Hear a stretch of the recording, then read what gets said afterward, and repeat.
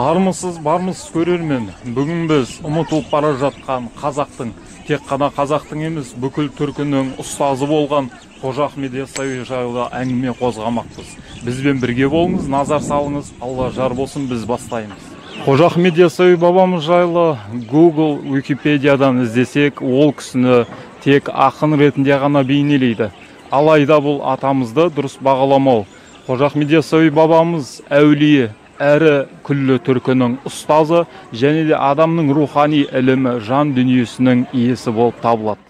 Қожа Ахмет Яссауи бабамызды халық кейіннен Хазірет Сұлтан, Пири Түркістан, яғни Түркістанның пірі, және де күллі түркінің темір қазығы деген сықылды үлкен атаулармен атап, халық ол кісіге үлкен дәреже берген. Біз Абай, Конфуций, Руми тағы басқа да парсы, түрік, шетелдік ғалымдарды оқуменен, сол кісілер дәріптермен шектелудеміз.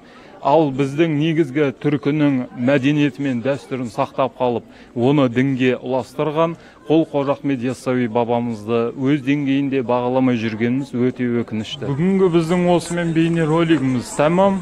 Тарихымызды біліп, ұлыларымызды ұлықтап, жақсы, пайдалы контентті қолдап жүрейік. Егер ұнаса, достарыңызбен бөлісіп, біздің дамуымызға атсалысыңыздар.